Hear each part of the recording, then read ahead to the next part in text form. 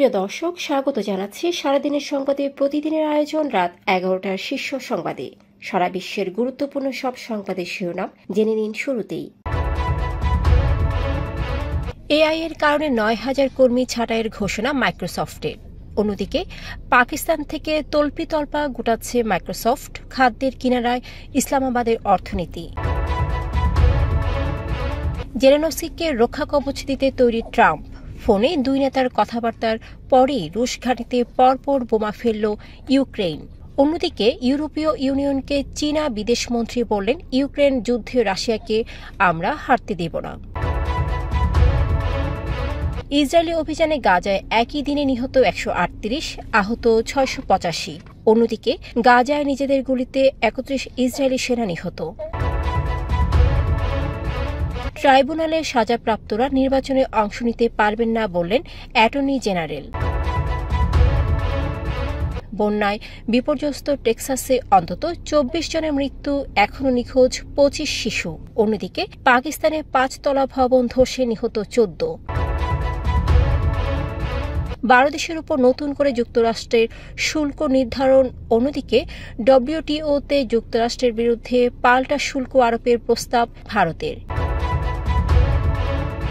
ট্রাম্পের যুদ্ধবিরতির প্রস্তাবে ইতিবাচক প্রতিক্রিয়া হামাসের। অন্যদিকে আগামী সপ্তাহের মধ্যে গাজায় যুদ্ধবিরতি হতে পারে মন্তব্য ট্রাম্পের।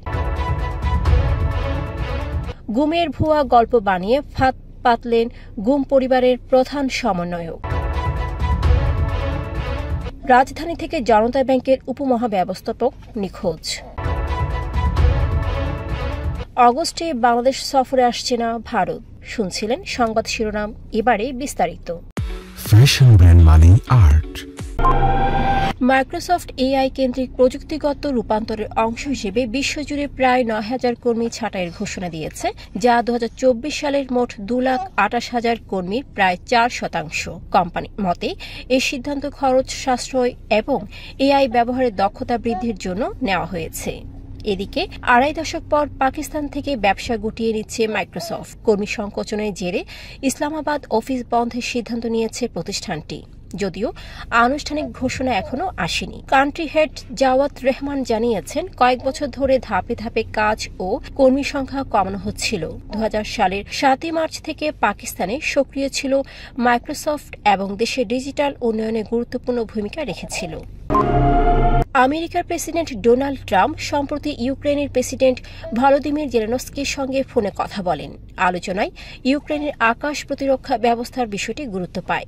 এর একদিন আগেই ট্রাম্প রুশ প্রেসিডেন্ট পুতিনের সঙ্গে কথা বলেন, যদিও যুদ্ধ থামাতে কোনো অগ্রগতি হয়নি। এরপর শনিবার ইউক্রেন রাশিয়ার ভরনেস প্রদেশের বরসোগ্লেবস্ক বিমান ঘাঁটিতে হামলা চালায়। সেখানে গ্লাইড বন্ধের গুদাম ও একাধিক রুশ যুদ্ধ বিমানে বোমা ফেলা হয়। গভর্নর গুসেপ জানান, 25টি ইউক্রেনীয় ড্রোন ধ্বংস করা হয়েছে এবং কিছু এলাকায় বিদ্যুৎ বিচ্ছিন্ন ছিল। এদিকে রাশিয়া ইউক্রেন যুদ্ধ নিয়ে চীন তাদের অবস্থান স্পষ্ট করেছে। ব্রাসেলসে ইইউর পররাষ্ট্র প্রধান কাজা কালাসের সঙ্গে বৈঠকে চীনা পররাষ্ট্রমন্ত্রী ওয়াং ই বলেন, আমরা রাশিয়ার পরাজয় মেনে নেব না। তিনি ব্যাখ্যা করেন, রাশিয়া হারলে যুক্তরাষ্ট্রের দৃষ্টি চীনের দিকে যাবে এবং ওয়াশিংটনের একমাত্র লক্ষ্য হয়ে উঠবে চীন ও এশিয়া প্রশান্ত অঞ্চল। গাজা উপত্যকায় ইসরায়েলি বাহিনীর সাম্প্রতিক অভিযানে একদিনে 138 জন নিহত ও 625 জন আহত হয়েছেন বলে জানিয়েছে গাজার স্বাস্থ্য মন্ত্রণালয়। বৃহস্পতিবার শুক্রবারের অভিযানের ফলে গাজায় গত 21 মাসে মোট নিহতের সংখ্যা 57,268 এবং আহতের সংখ্যা 1,35,173 জনে পৌঁছেছে। ধ্বংসস্তূপের নিচে অনেকেই চাপা পড়ে থাকায় প্রকৃত সংখ্যা আরও বেশি হতে পারে। এদিকে গাজা ইসরায়েলি অভিযানের সময় নিজেদের ভুলগুলিতে অন্তত 31 সেনা নিহত হয়েছেন বলে ইসরায়েলি আর্মি রেডিও জানিয়েছে। 2023 সালের অক্টোবর থেকে শুরু হওয়া স্থল অভিযানে এখন পর্যন্ত 440 ইসরায়েলি সেনা নিহত হয়েছেন, যাদের মধ্যে 72 জন দুর্ঘটনায়, 23 জন গোলাবারুদ বিস্ফোরণে, 7 জন সাজোয়া যানে চাপা পড়ে এবং 6 জন অজ্ঞাত গুলিতে নিহত হন। জুলাই অভ্যুত্থানে মানবতা বিরোধী অপরাধে সাজাপ্রাপ্তরা আগামী নির্বাচনে অংশ নিতে পারবে না বলে জানিয়েছেন অ্যাটর্নি জেনারেল মোহাম্মদ আসাদুজ্জামান। তিনি বলেন, ফ্যাসিস্ট আওয়ামী লীগের বিরুদ্ধে সব দল ঐক্যবদ্ধ এবং দল হিসেবেও মানবতা বিরোধী অপরাধে আইসিটি আইনে তাদের বিচার করা সম্ভব। যারা এতে জড়িত তাদের আইনের আওতায় আনার সুযোগ রয়েছে। রাজধানীর বিএফডিসিতে জুলাই আন্দোলনের চেতনা বাস্তবায়নে করণীয় বিষয়ে ডিবেট ফর ডেমোক্রেসির আয়োজনে ছায়া সংসদে কথা বলেন তিনি। টেক্সাসে আকস্মিক বন্যায় কের কাউন্টিতে অন্তত 24 জনের মৃত্যু হয়েছে। নিখোঁজ 23 থেকে 25 জন শিশু তার একটি গার্লস সামার ক্যাম্পে ছিল, যেখানে প্রায় 700 শিশু উপস্থিত ছিল। গভর্নর গ্রেগ অ্যাবট জরুরি অবস্থা ঘোষণা করেছেন এবং নিখোঁজদের সন্ধানে ওয়াদালালুপে নদীর আশপাশে তল্লাশি চলছে। অন্যদিকে পাকিস্তানের করাচিতে 5 তলা ভবন ধসে 14 জন নিহত ও 25 থেকে 30 জন চাপা পড়ার আশঙ্কা রয়েছে। 8 জনকে জীবিত উদ্ধার করা হয়েছে। 1974 সালের এই ভবনটি ঝুঁকিপূর্ণ হিসেবে চিহ্নিত ছিল। করাচিতে এমন ভবনের সংখ্যা 4 শতাধিক বলে জানিয়েছে স্থানীয় সরকার। যুক্তরাষ্ট্রের প্রেসিডেন্ট ডোনাল্ড ট্রাম্প জানিয়েছেন 12টি দেশের জন্য শুল্ক হার নির্ধারণ করে চূড়ান্ত চিঠিতে সই করেছেন, যা সোমবার পাঠানো হবে। তবে এ তালিকায় বাংলাদেশ আছে কিনা তা জানা যায়নি। এয়ারফোর্স ওয়ানে সাংবাদিকদের সঙ্গে আলাপকালে তিনি এই তথ্য জানান। এর আগে তিনি বলেছিলেন চিঠিগুলো শুক্রবারই পাঠানো হবে, তবে যুক্তরাষ্ট্রের ছুটি থাকায় তা পিছিয়ে দেওয়া হয়েছে। অন্যদিকে ট্রাম্পের শুল্ক নীতির পাল্টা প্রতিক্রিয়ায় ভারতের দাবি আমেরিকান গাড়ি ও যন্ত্রাংশে 25% শুল্কে তাদের $2.89 বিলিয়ন রপ্তানি ক্ষতিগ্রস্ত হচ্ছে। তাই ভারত প্রায় $725 মিলিয়ন সমমূল্যের শুল্ক আরোপের অধিকার সংরক্ষণ করছে। তবে কোন পণ্যে বা কি হারে শুল্ক আরোপ হবে তা এখনো জানা যায়নি।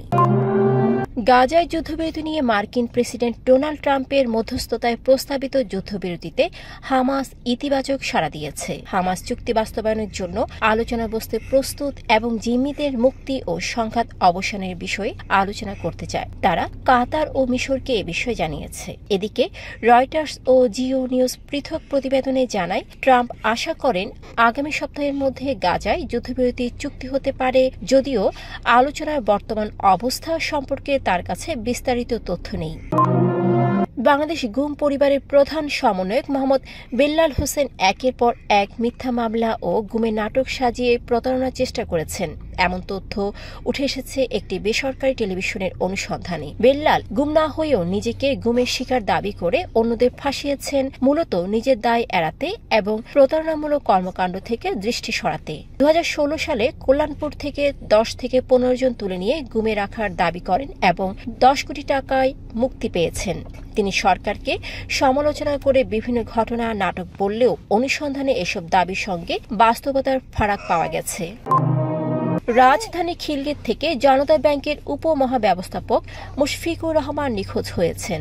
শুক্রবার দুপুর 12টার পর জুমার নামাজের জন্য বাসা থেকে বের হলেও সঙ্গে মোবাইল ফোন নিয়ে যাননি এবং তারপর থেকে ফেরেননি। পরিবারের পক্ষ থেকে খিলক্ষেত থানায় সাধারণ ডায়েরি করা হয়েছে। সিসি ক্যামেরা ফুটেজে দেখা গেছে তিনি আশপাশের মসজিদেও নামাজ পড়েননি। পুলিশ তার অবস্থান শনাক্তের চেষ্টা করছে বলে জানান খিলক্ষেত থানার OC.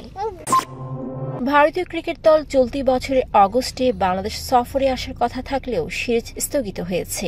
Board of control for cricket in India শনিবার এক বিজ্ঞপ্তিতে এটি নিশ্চিত করেছে। দুই বোর্ডের আলোচনা শেষে এই সিদ্ধান্ত নেওয়া হয়েছে এবং সফরের বিস্তারিত সময়সূচি পরে জানানো হবে।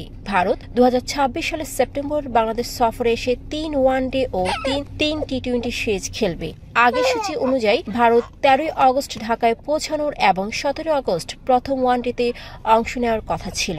দর্শক, এতক্ষণ আমাদের সাথে থাকার জন্য ধন্যবাদ। প্রতি মুহূর্তে দেশ বিদেশের গুরুত্বপূর্ণ সব সংবাদ জানতে ভিজিট করুন www.সারাদিনেরসংবাদ.com ও চোখ রাখুন সারাদিনের সংবাদের অফিসিয়াল ফেসবুক পেজে। Fashion brand Mani Art. Men's, ladies and kids wear. Art. Be smart.